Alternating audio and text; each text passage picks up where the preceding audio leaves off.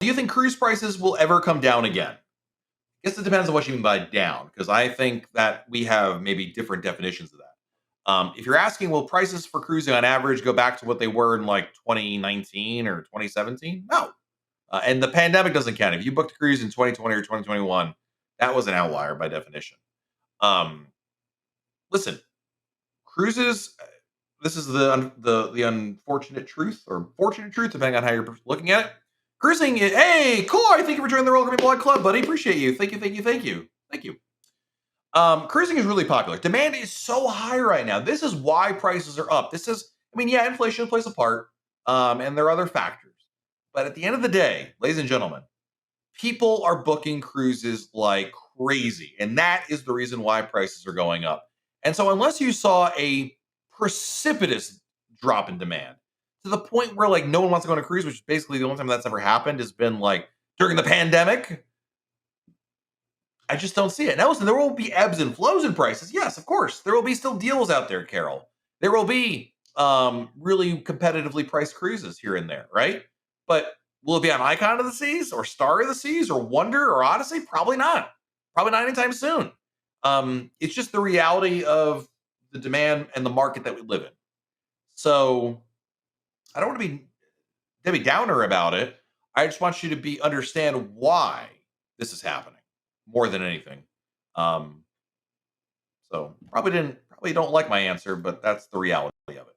So do you think MSC, as they grow their American presence, will become a Royal Caribbean competitor? I mean, they are a competitor in the sense of the word. Yeah. How much of them, like, will they start really becoming like a major player? It's hard to say. Now, first of all, I have not done an MSC cruise yet, so I can't. I'm only speaking from a lot of the experiences that my own staff have shared over at cruise.blog. We have a number of staff members on our sister site who have gone on MSC and they've shared their stuff, and I've read it and all that. Jenna, as an example, went on MSC recently. MSC certainly seems like a cruise line that is trying their best. They're a European line primarily. They're trying to really penetrate the U.S. market and build up their market share, but they've got a lot, still some ways to go. They do some things well, some things not so well. So there's always a possibility. So do I think that MSC will become a Royal Caribbean competitor? I think certainly it's hard for them to imagine them not. I really don't think they're ever going to like say, forget it, we're pulling out of the U.S. market. It's too big. It is the cruise market for that. But how fast is a better question. They certainly have a compelling idea, but yeah. Just booked a cruise for the first time to Alaska. Can you suggest a hotel in Seattle? The Edgewater Hotel is the hotel that our good friend Becky Menken from MEI Travel recommends. Edgewater. I don't think it's affiliated with like Marriott or anything like or any brand. I think it's independent, but that's the one that she recommends. What do you do in Seattle? I'd recommend the Space Needle is really cool. Pike's Place Market. The Museum of Pop sounded better than it was. I was very underwhelmed by it. The glass museum, the glass blower dude, that I can't remember his name. That one's pretty good as well. What I don't recommend is there was like a SeaPass thing. I thought that was not worth it because a lot of the things on there were not worthwhile. So I saw that Rhapsody of the Seas went to Israel to help evacuate Americans. Very cool. Any details? We just have the information that we posted at RoyalCaribbeanBlog.com this morning. Very cool thing to see. Yeah, absolutely. If you didn't see the article at RoyalCaribbeanBlog.com, the U.S. State Department asked Royal Caribbean to help out, evacuate some Americans from Israel. And so Rhapsody, which had canceled cruises because because of what's going on over there, because you're supposed to be sailing out of Israel, they sent the ship back to Israel, picked up Americans, and I believe they left earlier today to bring them to Cyprus. So a nice 8 to 12-hour cruise for those folks, and of course getting out of harm's way, most importantly. But it was nice to see that Royal Caribbean helping out, and they have such a great history of helping out. There was the St. Vincent's volcano eruption, countless hurricanes that they've offered humanitarian assistance to. It's really cool to see those kind of things. How does breakfast work at Johnny Rockets? Does it cost extra? So breakfast is only available at Johnny Rockets on Oasis class ships only. Other ships just don't serve breakfast. And when you're on an Oasis class ship and they have breakfast, then yes, it's complimentary. It's just first come first serve. You get a seated. There's a menu. You're seated, and it's just for breakfast. Once you get to lunch and dinner, of course, it goes back to being an extra charge restaurant. And the food, by the way, for breakfast at Johnny Rockets is pretty much your typical American fare. Pancakes, eggs, things like that. It's nice. It's actually one of my favorite tips about Oasis class ships because most people don't even know that you can go there for breakfast or that it's free or both for that matter. So, what did I like better, Alaska or Norway? I liked Alaska better, but don't take that as a negative on Norway. I love Norway. The reason why I liked Alaska better was I thought it was much more majestic. Like the spectacle of what Alaska brought was like way more impressive, and there was way more wildlife. Norway has no wildlife. They have pigeons and they have sheep, and that is it. So Alaska, you got bears, you've got whales, you've got um, moose, and all sorts of amazing animals. Anyway, that's the reason why I give Alaska an edge. But it was really, really good. So yeah, is it true that roller derby is taking away access from the diamond tier from 5 to 8? No. So here's what happened over the weekend, and I know that Nathan was asking this before the chat began, and I'm sure we'll get this question a couple more times here. Here's what happened. There's a cruise on Wonder of the Seas going on. It's a casino signature cruise. What does that mean? Casino Royale has various tiers um, of casino loyalty. It's like Crown and Anchor, but for casino members. Anyway, it's a special sailing just for them. And you've got people that are at this level in the casino. They're also big cruisers, as you might imagine. And so they had way more diamond members than usual, and that's why they did that. They've done this on past they've done this on other sailings in the past over the years, in which there's too many diamond members, they can start to restrict access because they don't want it overwhelming. But there's no formal policy change across the fleet. So, yeah, want to make sure that's very clear on that because I'm sure we'll get some other questions about it.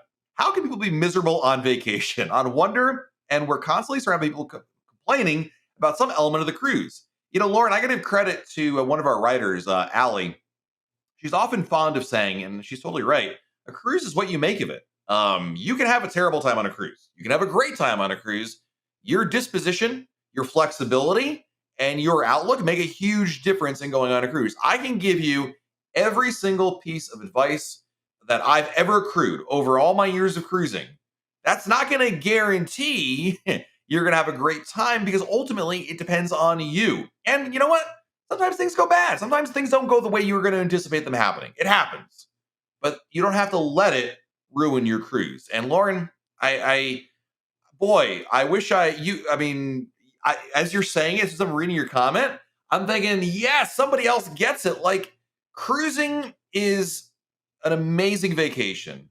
You can't let the little things get in the way, right? It rains on the day that you were hoping to go do this amazing tour.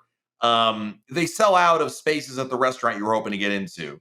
There's a really long line or long waits for the elevator, or your soup comes out not quite as warm as you would like. Who cares? I mean, people care, but like, don't let it ruin it. Just move on to the next thing. You know, going to Alaska in May. Some excursions are already sold out. Do they hold anything back so I'm able to get a spot closer to the cruise?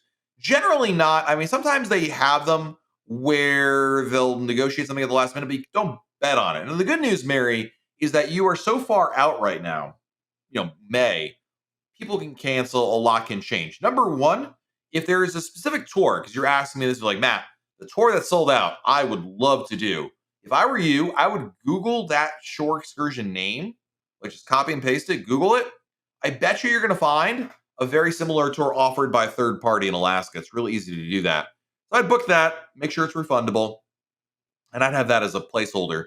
But also periodically check back because people cancel excursions and cruises and subsequently their excursions all the time. So it's entirely possible. But let's assume that it never comes back on. You get to May and it's not available. What I would recommend you do is go, when you get on board the ship, go to the shore excursion desk, ask again, and they'll probably tell you no. Then ask to be put on a wait list. You never know. I've had pretty good luck with it there. So, have I ever done swim with the pigs at CocoCay? I have not. I believe Jenna, I know someone on our staff did. I'm pretty sure it's Jenna who did it. The problem with swim with the pigs is, and listen, if you love little pigs, then hey, great, more, then that's worth it, right? But you're swimming. First of all, you don't really swim with them. You go in the water. You're told not to move, and the pigs swim around you. Pigs also, they give you food to feed them. When you feed pigs food, they instinctively poop. So you're swimming around in a lot of poop. But people still like it. Just understand the realities of it. It's not quite this nirvana of little piglets, and you're holding and giving them little kisses, and they're pigs. And not all of them, if any of them, are little piglets. They could be some full size ones there. Just warning you. But if you're okay with that, nothing wrong with that. How far in advance can you purchase like drink and dining packages orders to be made?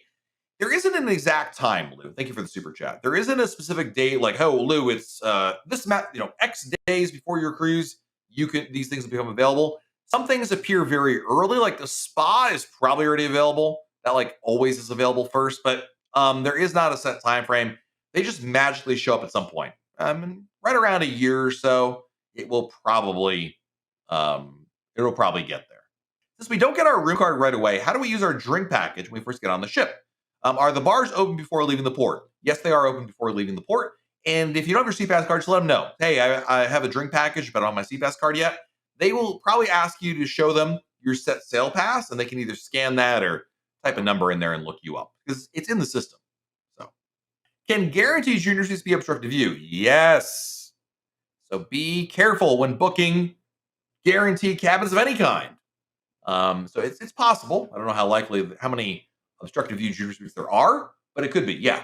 When you do a guarantee cabin of any category, you're letting Royal Caribbean pick the room for you. So keep that in mind before you pull the trigger on a guarantee cabin right there. To all my friends who'll be joining me on Serenade of the Seas coming up in on Sunday, safe travels. Hopefully no issues, and we'll see you on board the ship. And for everybody else, we'll be back again next week live on YouTube right here from on board Serenade of the Seas. Until then, have a great week, everybody. Stay safe out there. Do something fun. We'll talk again very soon right here on YouTube.